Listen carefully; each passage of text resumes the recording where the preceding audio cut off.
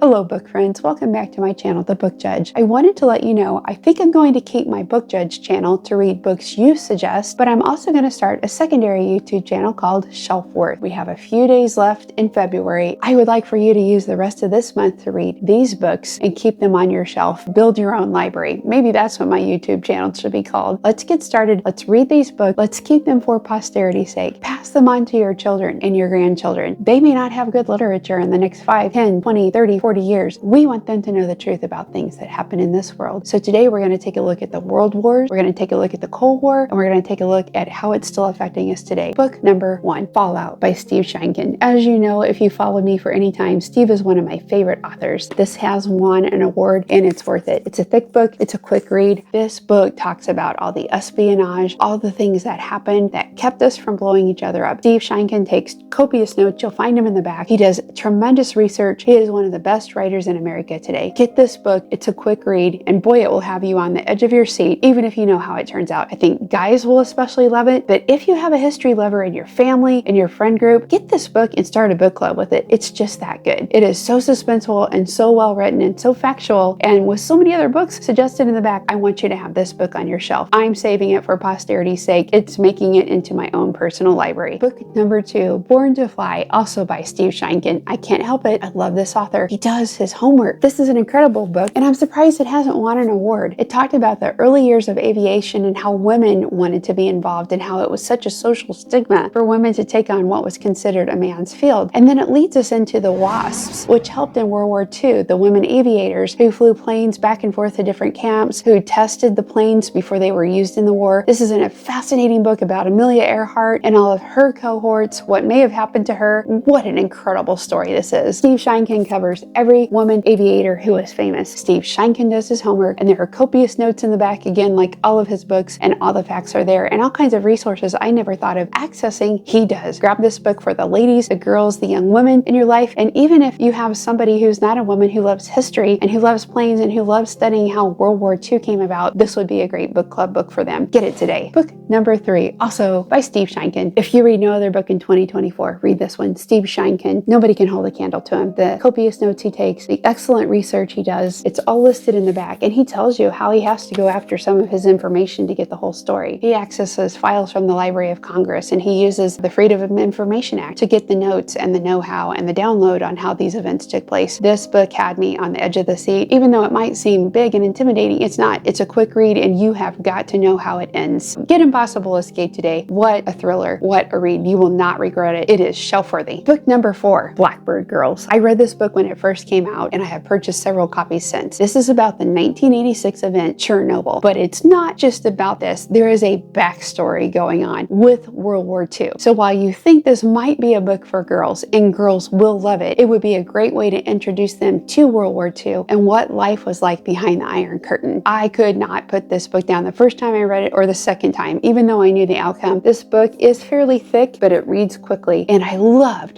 the backstory of World War II. It was incredible. This is based on real life people, real life survivors, real life events. Use your thinking cap, use your thinking skills, use your brain. This book reminds you to do that. Incredible story. Girls, women, ladies, college kids, high school girls, get this book today. You will also greatly appreciate the World War II backstory that weaves its way through this book. I believe I've talked about this before, but just in case I haven't, since I'm kind of expanding my YouTube channel to shelf-worthy or build your own library, haven't decided which, Surviving the Forest is a must-read. I did not understand that Jewish people who went into hiding had to live like bugs. They literally dug pits and lived under the ground, under trees, under bunkers, and they faced all kinds of disease. Sometimes Hitler and his Nazis would burn the forest. They would escape. They would run into gunfire. Some people would try to make it by staying in the forest and burrowing down deep so that the smoke would not fill their lungs and die. People lived like underground vermin, and that's how they survived. This story is just gut-wrenching. It is small, but wow. This book was written by a European woman. It has since been translated into English, and I'm so grateful it has. Get this book. It is shelf-worthy. Keep it for posterity's sake. Pass it on to your kids. Pass it on to your grandchildren. Start your own book club. This is a wonderful book. Get it today and know what really happened in history. All Quiet on the Western Front. This book should surprise no one. This is a World War I book. Please read it by the end of February. I had to read this in middle school, again in high school, and in college. I always took advanced literature classes because I wanted to dive deep into the literature that was written. It's not just a story. There are deeper meanings to be found. There are deeper things things taking place than just the mere words you see on the pages. There is deep meaning in this book. In fact, some describe this as the most definitive, best written book on World War I. And it also kind of lets you understand how World War II took place. Remember, the Europeans call World War I the Great War because they thought there would be no war that could absolutely destroy Europe the way World War I did. This book lets you know the level of destruction both personally and globally, and it also gives you just a hint of how World War II came about. The stories are personal, they can be disturbing, so I would only read this with your high school audiences. Probably middle school was too young for me. It's a great homeschool book, it's a great family book, and we need to discuss it. There are conflicts and skirmishes throughout the earth, and another world war could happen. Let us not kid ourselves. Let's read this and get to know it. A gentleman by the name of Uncle Eric wrote a series of books that he wanted to leave behind that he believed told the truth. I own all the Uncle Eric books, and I highly recommend all of them to you. Uncle Eric has created an entire series of books that tell you the truth about World War II and how it changed the world forever. It's a definitive work. It is great for classrooms. You can see the domino effect and how we reached World War II and how it's still affecting us today. World War II opens your eyes to how we are still being manipulated and how this is still affecting us today. This is shelf worthy. It is worthy to build your own library. Get it today. Wow, you guys, the next book I have to tell you is simply heartbreaking. The Dressmakers of Auschwitz. I really would only have mature women read this. I understood how very naive I was about World War II, and I have done extensive research on it, but I did not understand the level of cruelty that women went through. Places that they were searched, the way they were searched, the way they were humiliated, the way they were given a number. This book should probably be read by women only. It's a European woman who wrote it. She spent a lot of time doing her research, and I'm impressed, but it is utterly heartbreaking, and we should have our hearts broken when we understand how awful these Jewish women were treated, abused, raped, molested. When we understand how poorly these women were treated. The Jewish women were used on so many levels. Just the hypocrisy of the Germans wanting to exterminate all Jews from the face of the planet, and yet they kept the secret stash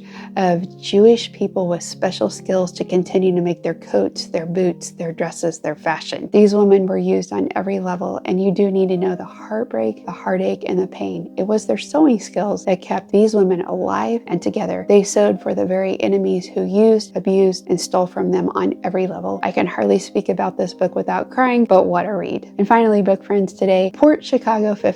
What an incredible book. I read this book because it's been sitting on my shelf because I read everything by Steve Sheinkin, and it is a definitive work on an area of war I had never considered before. As you know, I do love World War II. I have people who follow me only for my World War II recommendations. So unless you are constantly visiting World War II museums, which I do, and you are constantly doing your own research, you might never know that this took place. I would tell you to get it just because you need to know. The stories of these men individually and as they stood as a group together are incredible. And today there are still people fighting to have statues made of these men who did make a huge difference during World War II. I would tell you to get it. Steve Sheinkin, he finds things that nobody else does. Somebody made a verbal history interviewing the men, and this person gave the entire series of tapes to Steve Sheinkin to pull his research from. He also, once again, evoked the Freedom of Information Act to gain material and information from the government, and it's all in here. It is a very quick read. I think I read it in about 2 hours. We do need to know what war was like for these men at that time. We have a few days left in February to read, build our library. You know I would not suggest anything without a purpose. These are shelf worthy, and I say build your own library. Build your own library with things you've approved. Save them for your kids. Save them for your grandkids so that they too will have something to read in the future.